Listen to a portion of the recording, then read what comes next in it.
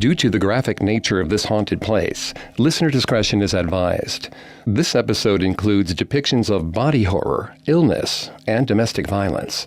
We advise extreme caution for children under 13.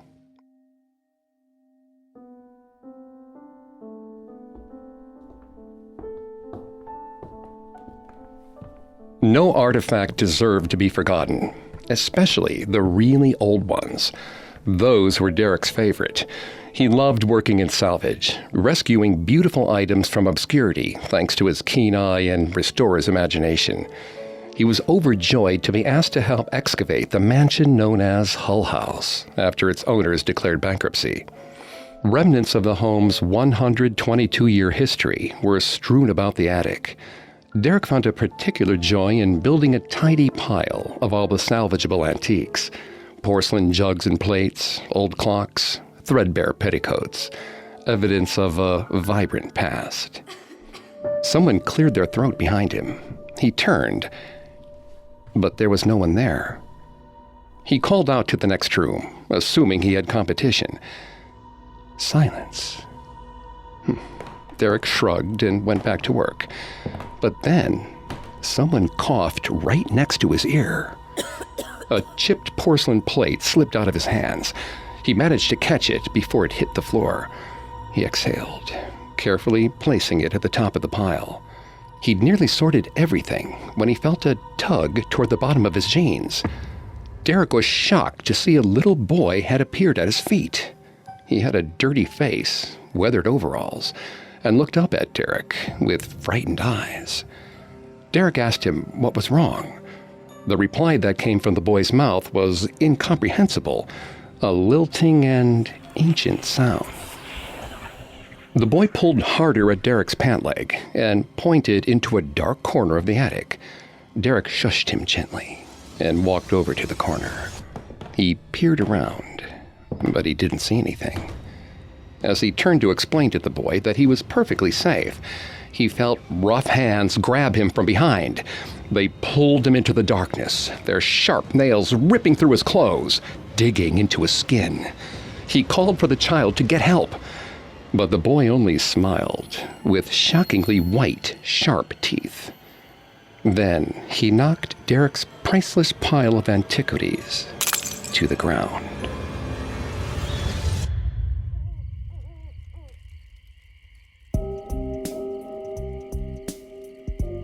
Welcome to Haunted Places, a Parcast original.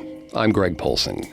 Every Thursday, I take you to the scariest, eeriest, most haunted, real places on Earth. You can find all episodes of Haunted Places for free on Spotify. And every Tuesday, make sure to check out Urban Legends. These special episodes of Haunted Places are available exclusively on Spotify. At Parcast, we're grateful for you, our listeners. You allow us to do what we love. Let us know how we're doing. Reach out on Facebook and Instagram at Parcast and Twitter at Parcast Network. And if you enjoyed today's episode, the best way to help is to leave a 5-star review wherever you're listening. This week, join me on a supernatural journey to Jane Addams' Hull House, a mid-19th century mansion, the birthplace of one of the earliest social work organizations in the United States, and discover why, to this day, it's haunted.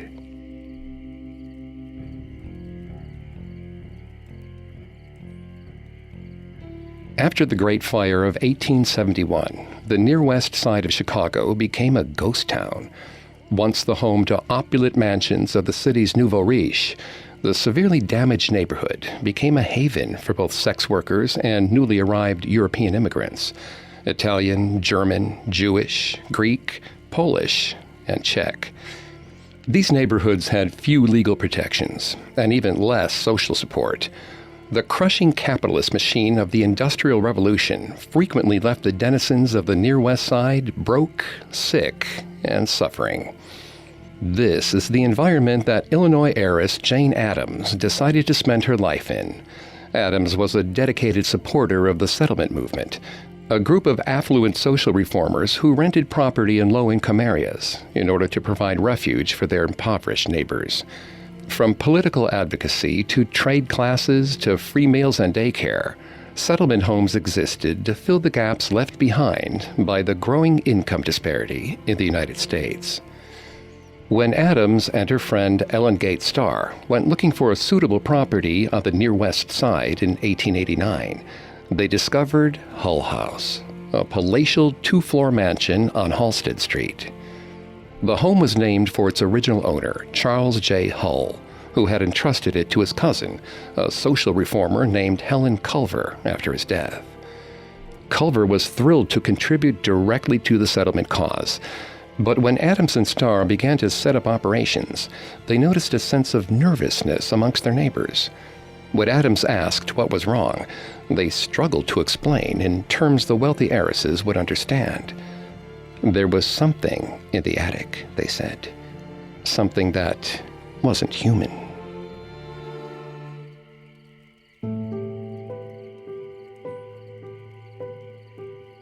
Uliana and Arkady were relieved to finally find a place they could afford. The house had once belonged to a wealthy family, and while it had lost the trappings of wealth, the foundation was solid. It seemed as good a place as any to live as they fought against Uliana's sickness. Consumption had taken a hold of her. Every hour she felt closer and closer to the doors of the Almighty. But she was strong. If anyone had a fighting chance against the Great White Plague, it was her. They moved their paltry belongings in quickly, and Uliana spent 2 straight days setting up house. Arkady tried to encourage her to rest, but she was resolute. She wanted to prove that she had some life left in her bones. She slept soundly at the end of the 2nd day.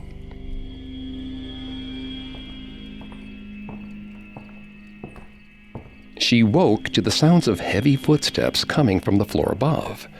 She could have sworn their landlady had told her no one lived in the attic. But you never knew when a relative might seek a little extra space away from their in-laws in a lesser-used part of the building. Still, she was tired, so she grabbed her broom and rapped twice on the ceiling. The footsteps stopped, but she still couldn't rest. As soon as she lay down, a scent tickled her nose. Powder and roses. Growing stronger the more she noticed it. What had started as an almost pleasant aroma quickly grew acrid and musty, like flowers left in a place with very little air. She sniffled, turning her head to the other side of the pillow. The scent only grew stronger. Something sticky squirmed in her throat. She coughed, trying to clear her airways. Uliana sat up, spitting into her hand. Small red flecks dotted her palm. She got up from bed and made her way to the bathroom. As she turned the water on, the stench of stale roses faded away. She could breathe clearly again. Uliana washed the blood off her hands and shut off the tap. But the scent returned the minute she entered the bedroom. In the darkness, she saw the gleam of white teeth. Uliana called to Arkady, desperate to wake him. He was up in an instant, but the teeth vanished as soon as he was by her side. Arkady kissed her head and told her she was worrying too much. It wasn't good for her condition. Whatever the cause, the scent was gone. Uliana kissed her husband goodbye as he headed off to his night shift, then returned to her bed. Moments later, a cry of rage cut through the silence. Uliana jumped backwards, the hair on her arm standing on end. The sound had been too close to be their neighbors, and her husband was a soft-spoken man. An unseen stranger was in the room with her, and they weren't happy. She didn't want to sleep. She was scared that whoever was in the house would find her. But eventually, her disease and exhaustion caught up to her. She succumbed to a shallow and unpleasant slumber. She did not stay in the apartment long after she awoke. She knew that Arkady would be working for several more hours, and her isolation made her nervous. She went out to do the shopping just to be around people, then trudged home, fighting the urge to never cross the threshold again. She dropped her keys twice in the hallway of the house, the metal rattling violently in her shaking hands. Uliana listened carefully as she took one small step into the apartment. There was nothing but silence. Then she took another. Then another. Uliana's breath started to even out. She was alone. She placed her belongings on the table and went into the bathroom. She barely recognized the woman in the mirror. Hollow cheeks and sunken eyes stared back. The lack of sleep and consumption carving deep, unpleasant grooves into her face. When she came out, she found a woman in a pale silk dress sitting on her bed.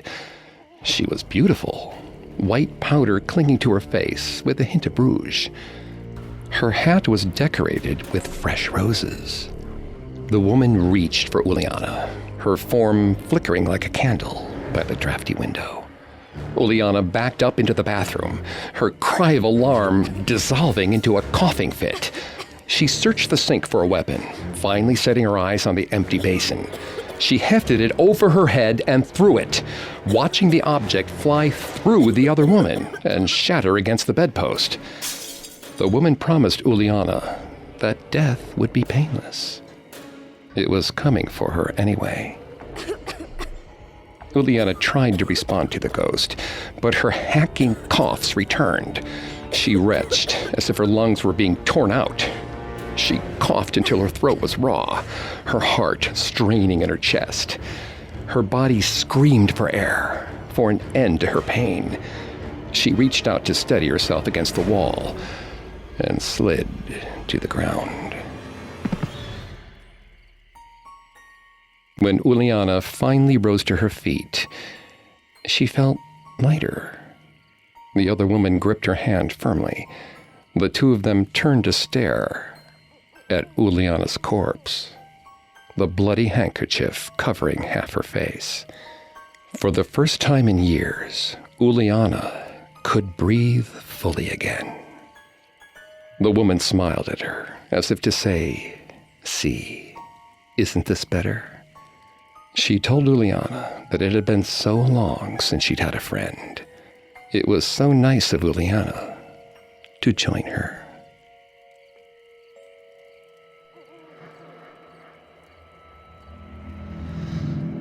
Jane Addams and Ellen Gates Starr's tenants kept a large water pitcher beside the stairs to the attic. They explained that the pitcher was to be used as a quick means of creating running water, which spirits could not cross. It was an easy defense against the ghost in the attic. More women arrived to live and work as aid workers at Hull House, and the other tenants moved out to make room.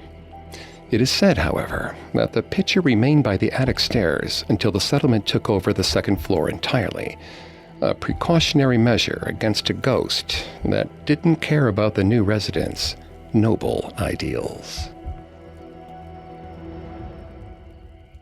Up next, the skeptical Jane Addams has her own experience with the supernatural.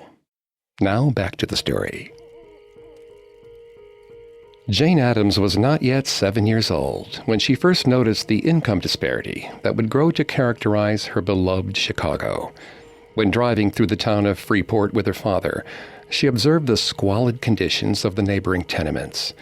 When her father explained that the workers couldn't afford to live in better places, she told him she would give them a mansion of their own to live in. She got her wish with Hull House. When she moved in, the building had fallen into disrepair, a pale and partially burned shadow of its former grandeur. Jane Addams and Ellen Gates Starr quickly set to work, restoring the mansion so it could best serve the needs of the surrounding immigrant community. It seemed that most of the remnants of the Hull's opulent life had been stripped in the 20 years since the fire, but one supernatural mark of the home's previous history remained. Charles Hull's beloved wife had passed away in the house, in the very room where Jane Addams planned to live. Jane didn't sleep enough. Ellen told her so. Her family told her so. The bags under her eyes told her so. But there was just so much to do. She constantly worried that she was missing an opportunity, letting the visitors and residents of Hull House down. But she had to rest sometime. Eventually, her body insisted, and she would practically collapse into bed, barely getting out of her starched clothes before her face hit the pillow. She was usually a heavy sleeper, but this time she woke to the rattle and clop of a carriage making its way down Halsted Street. When the hoofbeats faded into the distance, she closed her eyes again, ready to return to her dreams. But then, her eyes snapped open again. Jane couldn't move. The darkness seemed heavy, holding her in place. She told herself to take deep breaths, but even breathing hurt. She tried to close her eyes, but her lids didn't respond. Eyes fixed on the ceiling, as strange shapes began to dance in front of them. The shapes were sinister, amorphous, and unsettling. Sometimes human-looking, sometimes not. Gnashing teeth, knives, claws. Jane's body shuddered with primal anxiety. She stared, paralyzed, at the frightening vision for what felt like hours. She tried to call for help, but her body wouldn't respond to anything. Just as she thought she would lose her mind in the cold silence, the quiet was replaced by whispers, hissing, moving, as if something was roving about the room, stepping close to her ear, only to fly away again into the shadows. Jane tried once more to scream, but all that came out was a slight whimper. She tried to move with all her might. Miraculously, and without warning, she was able to do it. She turned her head to the left, finally letting out a sigh of relief. She was free. But there was someone in the bed beside her, a decaying form, quivering with rasping breaths and coughs. Jane gasped and pulled away, tumbling out of the bed and onto the floor. Her side hurt where she'd smacked against the hardwood, but full movement had returned to her. She scrambled to her feet to look around. There were no whispers, no dark shapes on the ceiling or in the corner. It was just her room. Another carriage clattered by outside. There were no more frights that night. Jane slept in fits, and she was bleary-eyed the next morning when she came downstairs to cook breakfast for the residents and their visiting neighbors. Mrs. Graviano, a woman who was helping out at the daycare center, asked Jane what was wrong. Never ashamed to ask for help, Jane told the woman the whole story. Mrs. Graviano tutted softly to herself, then turned behind her to call over Mrs. Bear, a small Jewish woman with round brown eyes. Jane repeated the tale, and Mrs. Bear blinked owlishly at her. It was the terrors, she said affably. Jane needn't worry. Sometimes the body and mind did not agree, and the mind made such a stink about it. Just breathe evenly, Mrs. Bear said, and all would be well. Jane was relieved to have a reasonable explanation. Once again, she was learning more from her neighbors than they were learning from her. She was actually excited to go to sleep that night, confident that she had the tools to defend herself. But when the darkness came again, it was different. When she awoke this time, she was able to move her head, but only slightly.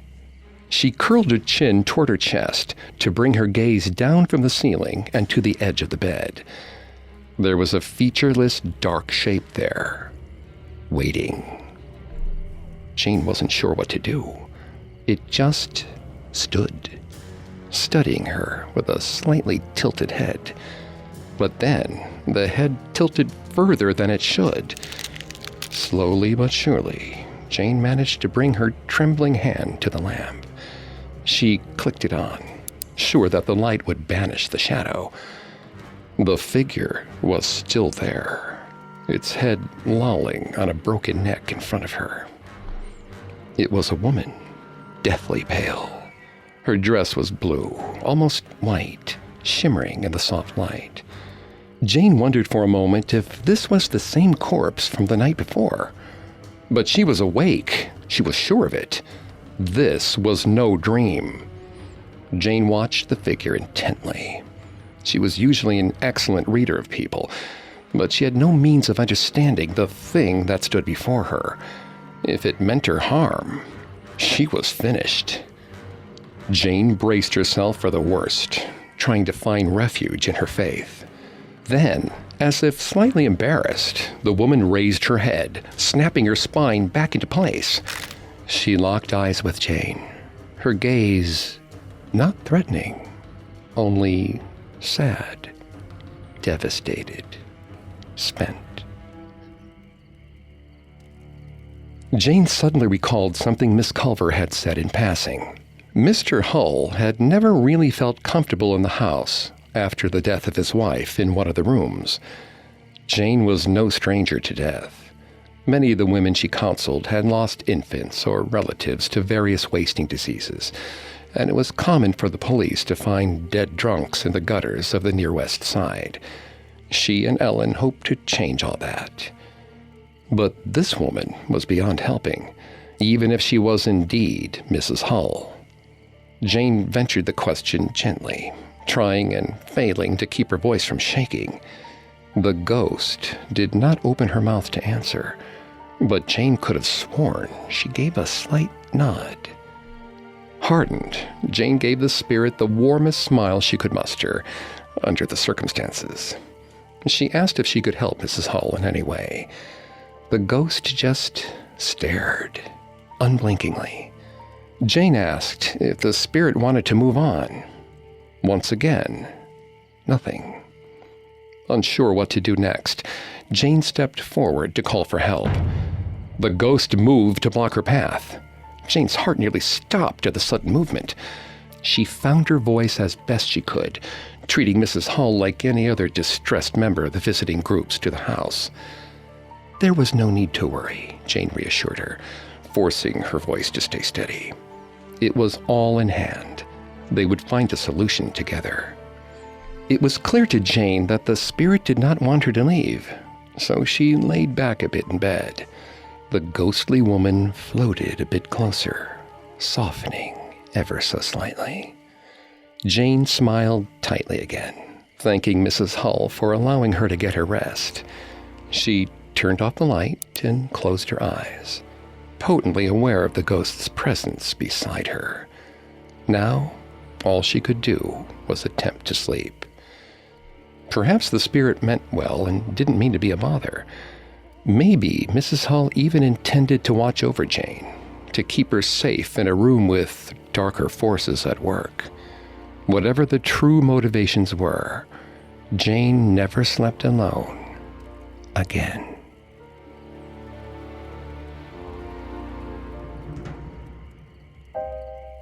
Jane Addams told several people about the ghost of Mrs. Hull. She described her as a woman in white, sad, but ultimately benign. According to her, the pale woman never left the bedroom, so it was easy to keep her away from the more nervous residents of the house. But it's rumored that a pitcher of water was still left on the threshold, just in case. Though she appears disinterested in interfering with the affairs of the living, she is known to watch people closely, both from her open door and the edge of the bed when guests are sleeping.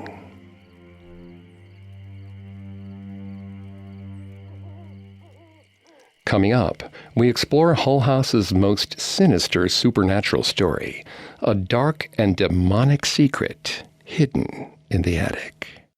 Now back to the story. Jane Addams' almost casual accommodation of the ghost of Mrs. Hull cemented her reputation as a force of calm, a problem solver. It is no wonder, then, that the influential reformer would become a legend of her own among Chicago's Italian and Jewish immigrants. The rumors of Hull House's haunted attic persisted in those communities, and the residents soon found themselves having to turn away several visitors a day when they admitted they only wanted to see the attic. The visitors said that they heard that Jane Addams had gone a bit too far in her charity. She had taken in a demon baby, confining him to the highest floor of the house. The more the residents denied the assertion, the more powerful it became. Some visitors to the home said that they'd seen the unfortunate child themselves, barely living to tell the tale. Nearly everyone who crossed the threshold of Hull House carried a heaviness about their shoulders. They struggled to meet your eyes the first time. It cost them a great deal to be here, asking for help in a world that had given them so little. Sarah was used to coaxing them into the building slowly, using accepting language and approaching with caution. She kept her demeanor as calm and open as she could. The settlement was not charity, she liked to say. It's a home, and we want to welcome you to it. The woman on the other side of the door looked almost feral, young, too young. Her eyes were wide, dashing wildly to the left and the right. Her clothes were torn. Trails of dried blood traced every crease in her skin. Her scalp shone through in different spots of her head, where her hair had been torn out. Had she not been trained by Jane Addams herself, Sarah would have gone straight for the police. Jane had taught her to ask first, so she ventured a hello and a gentle offer of help. But the woman, Lena, didn't want help. She wanted one thing: her child. Sarah asked the woman to come with her into the house. Lena agreed, dragging her snow-covered feet out of the Chicago night and over the threshold. Sarah escorted Lena to the sitting room. She kept a benign smile in place as she led Lena to their daycare center, where a few of the little ones still waited for their parents. The children stared at Lena blankly when she walked into the room.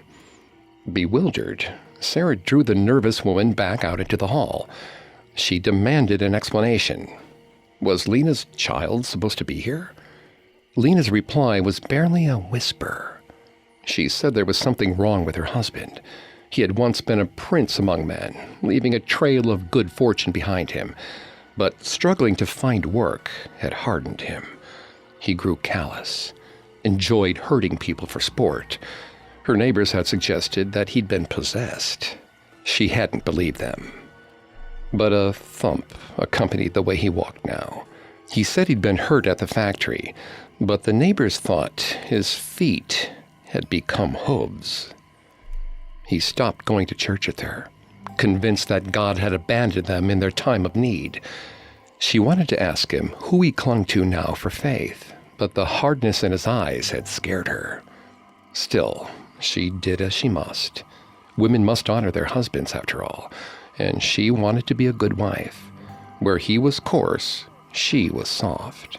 Where he was rude, she was kind. It took a toll on her. She wasn't sleeping. They couldn't afford to eat anymore. She'd fainted at work several times. Her boss was starting to dock her pay. Then came the pains. Sharp knives stabbing through her abdomen. They lasted for months. She would wake in the night to the strange feeling of tiny footsteps inside her stomach.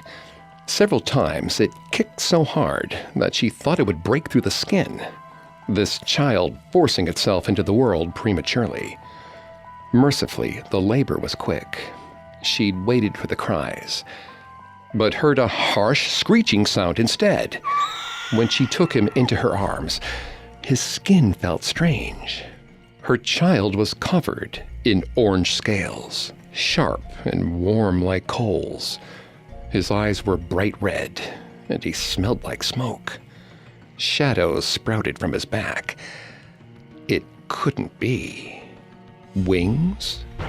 Her husband ripped the baby out of her arms. She screamed and protested, but he pushed her away.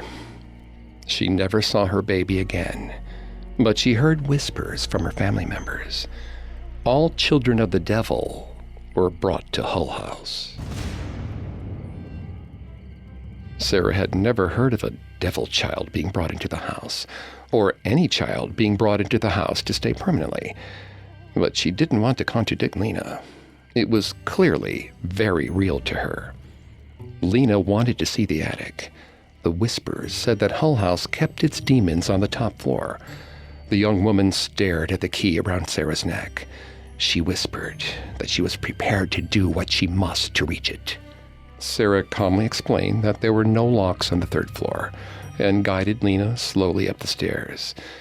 The woman overtook her only a floor up, rushing forward, calling for her child.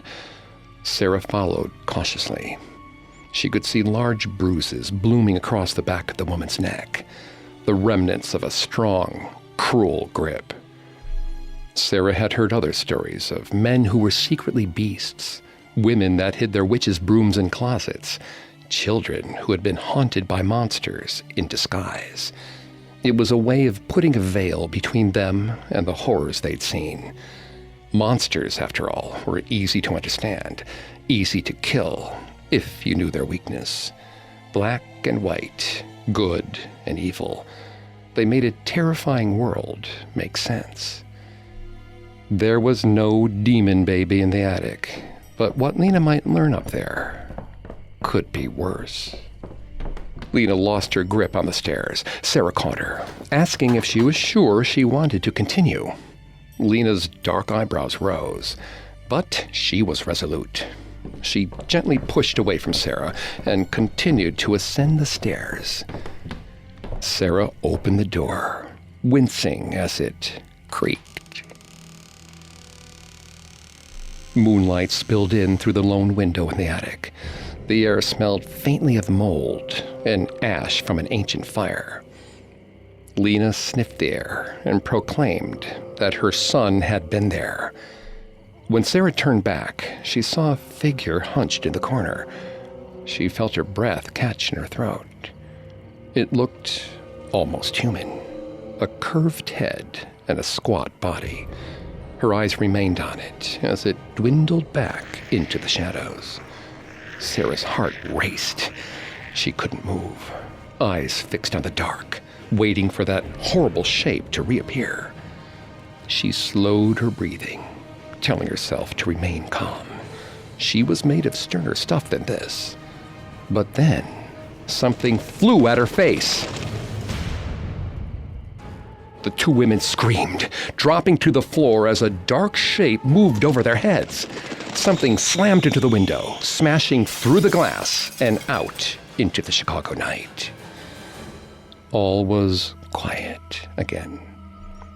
Sarah listened to the stillness of the night, breathless, relieved but fearful that something would break the silence again. She made her way over to Lena on trembling legs, drawing her to her chest. The woman came to life in her arms, thrashing and sobbing, banging her fists against the wooden floors. Sarah released her, but stayed close, placing a gentle hand on her back. Lena's movements started to still, but she continued screaming. She could not stop herself.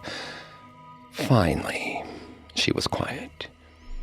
Lena pulled herself up slowly, clutching a closed fist to her chest.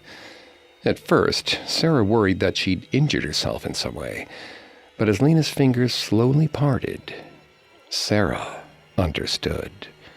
There, in her hand, was a clump of black feathers and glittering orange scales.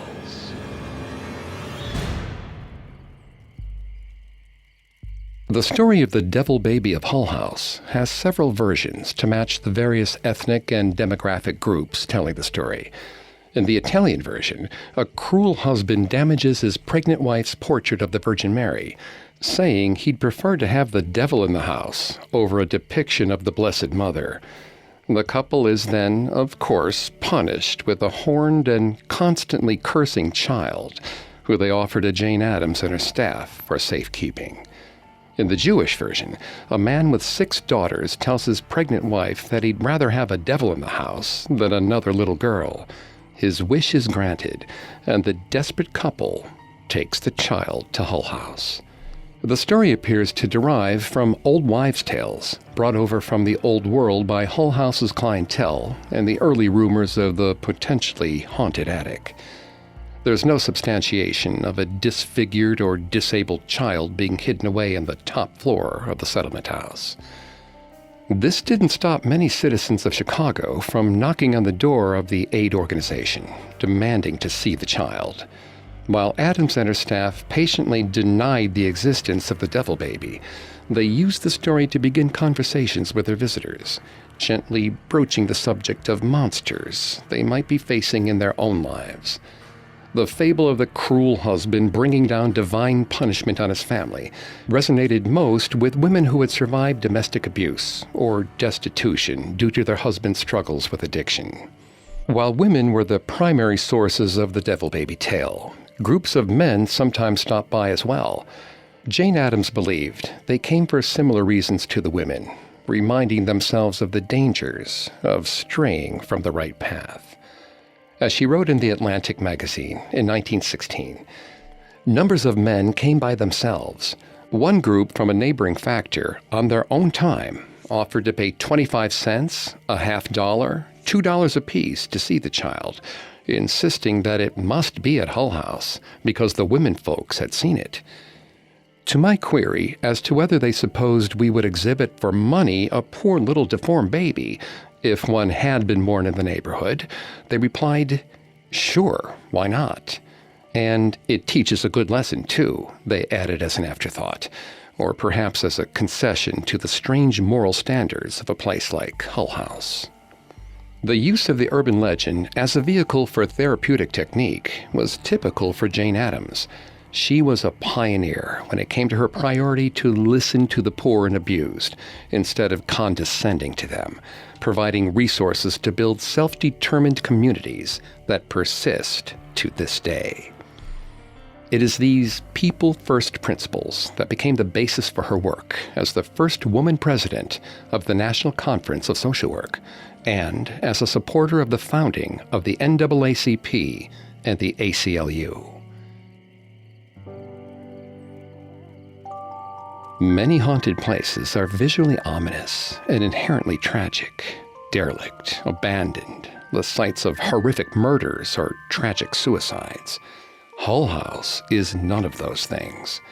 While it appears on several Chicago ghost tours, the building is now affiliated with the University of Illinois Chicago, a museum to the legacy of Jane Addams and her work at Hull House. It's a legacy that should be celebrated. The advocacy and services at Hull House led to public policy changes on a state and national scale when it comes to public health, education, fair labor practices, and children and immigrants' rights. Jane Addams herself was awarded the Nobel Peace Prize in 1931. Addams was a true innovator when it came to helping the living, but even she couldn't help the dead.